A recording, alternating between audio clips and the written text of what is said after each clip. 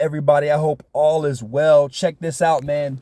Kansas City Chiefs are the Super Bowl champs, which means it's time to break down all the other 31 teams that could not get it right.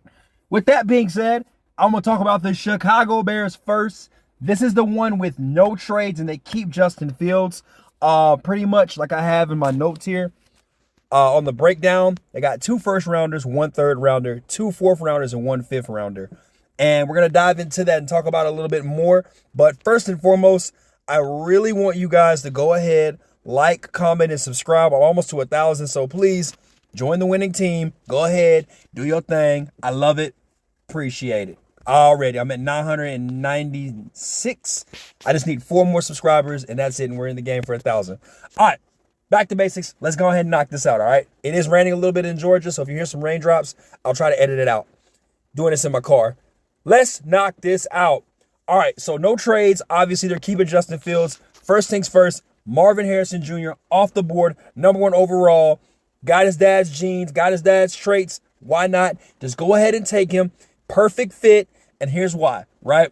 Opposite side of Amari Cooper. DJ Moore. Opposite side of DJ Moore, creates space, knows how to play with a bad quarterback. So obviously Justin Fields is a better one than the guy that he had at Ohio State.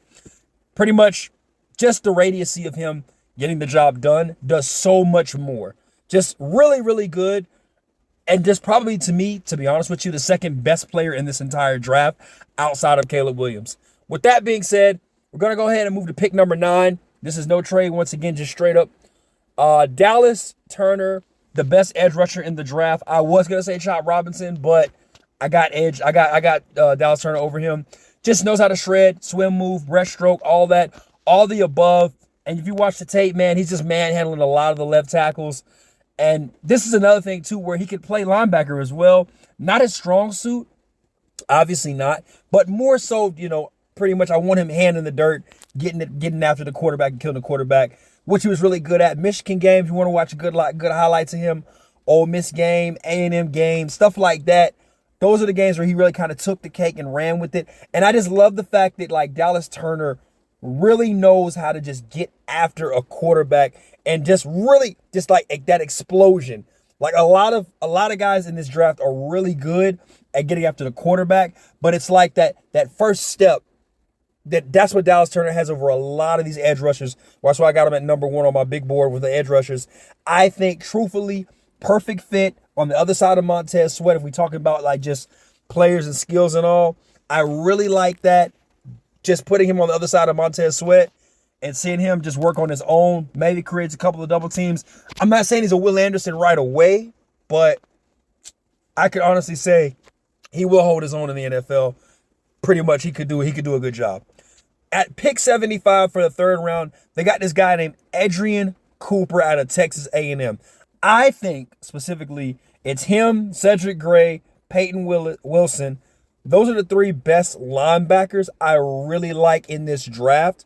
I think that Peyton Wilson has too many injuries, a bit of a risk for the Bears to take unless they, if they do go through with a trade, then I can understand why they're going to take the risk on him because they're probably going to get more defensive players. But if there's no trades involved, nobody picks up the phone, I really like Adrian Cooper coming in, landing it right here in this spot at 75. I do believe he might get picked up a little bit earlier. I'm just saying he might get picked up a little bit earlier. But if he's on the board at 75, the Bears really need to invest in him straight up. 6'4", 245, might be 246, depends on what if he ate some W cakes or not. But this dude really can play. And I got so much footage on him that I only had to slim it down to a minute. But, the scoop and score, you got the game where he literally lit up a running back in the flat. And I just said, yeah, this is the kind of linebacker I want. And I know that the NFL is trying to get away from that. But, yeah, no, I really want me some Adrian Cooper right here in this spot. Pretty much to replace, the linebackers that they have in the Bears. Just kind of add depth, too, if they have some linebackers that do play with a little bit more heart than usual because they were coming out swinging at the end of the season. So this is something that I do see the Bears really homing in on and just getting a little bit of young defensive players back-to-back with Dallas Turner and Adrian Cooper. With that being said, at number 110, the 4th round pick, I like Braden Frisk out of Florida State. Just add more into that defense. Add a lot more into that defense, man. Braden Frisk, once again, he can play inside and outside. More so, he was actually inside at Florida State more, and he actually worked well against a lot of the centers and the guards. Biggest game for him really was the Clemson game, and then of course the game against it was a game against, I think it was Florida, where he really showed out too as well. Boston College, he did his thing too. You know, towards the end of the season, when Jordan Travis went down and the defense had to really step up, that's when you saw a lot more of Braden Frisk in that defensive core. But really home in and just look at him. He controlled any offensive lineman that he went against pretty much from the back half of the entire college football season. It's like he got better with time. Like he understood, and he just got a whole lot better. And I just see him as a real sleeper in this draft. Him, McKinney Johnson, Wingo out of LSU. A lot of these big guys, I really like them, run stoppers. You're not gonna get your Jazon Newton or your Sweat out of Texas. Those guys are gonna be gone. Byron Murphy's probably gonna be gone. Leonard Taylor's gonna be gone. This is more of, day 3, going into it, looking at it, saying, okay, this is what we got to get, depth. I want to see him come in right away. Can he handle this? Can he do this? Can he work in our scheme? And I think he does fit well, like I said, alongside with, if we're building this defense up, I got Dallas Turner, Montez Sweat, putting Braden Frisk in the middle, helping out with the other guys that are veterans. And then on top of that, you got Edrian, who is pretty much going to be in the linebacker core. So a lot of that, I just see a lot of this building up on this Bears defense, that old school grit, nasty Bears that we grew up hearing about. You're going to be bringing that style back in this draft. Next up is Cole Bishop. This is a project player at 122.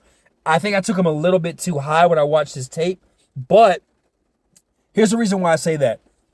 At safety for Utah, Cole Bishop was just a knack for getting in the backfield. He just knew how to blitz. He knew how to read coverages. He's not really going to pick the ball off. He's not going to really be your press guy. He's going to be more of a zone dude. So I understand when I say he's a project player. At 122, it's a bit of a reach. But I got him off the board for the simple fact that the reason is because I believe that he really could fit into this Bears system when it comes to just the secondary. I think that he could be that spark that if they keep Jalen Johnson, which is great because Jalen Johnson is a really good corner, very physical. This is where Cole Bishop comes into play and just dominates in this part very well. Did it exceptionally well at Utah, and Utah is known for having a great defense. Even though their D-line was amazing, he kind of I guess he added extra exclamation point to the entire defense on that side of that secondary, and that's what made them really good to me at Utah, was that right there. Understanding, Jonathan on the edge and having him in the back, that really was one of those things where it really worked out well. And I could see that happening for the Bears pretty much with Montez doing his thing. And if Dallas Turner is there doing his thing, I could honestly see Bishop, Jalen Johnson, if they keep Jalen Johnson, then I could see that all working out for him. Last but not least, Christian Jones, offensive tackle. Now, they really hit hard and good last year on the offensive tackle they drafted. So this year, I think, obviously at 142, Chris Jones, this man's moving company. Like, if you watch his tape, it just really is funny because he goes against Dallas Turner a couple of times in the Texas versus Alabama game, and he actually kind of gets the better end of Dallas Turner in these games, and he's laying people out. It's like I don't know why he hasn't really sparked up, but I might put him in my sleeper block of videos. I might do that every Friday, just come up with some sleepers, because I really am falling in love with Christian Jones on this offensive tackle side, the right tackle. He really just knows how to just knock people out of a game, and it's electrifying. It's funny. So I really think that that's going to be another key part of this offense. I don't think he comes in and starts right away. Of course not. Obviously at 6'4", 6'5", you know how college is. They measure you how they want you, make you a little bit taller than what you are. I asked Xavier Leggett at the Senior Bowl. So I don't really know how we're feeling about that, but I'm going to say this with Christian Jones. I can honestly say your right side will be protected. You're pretty much your vision side as a quarterback, not your blind side.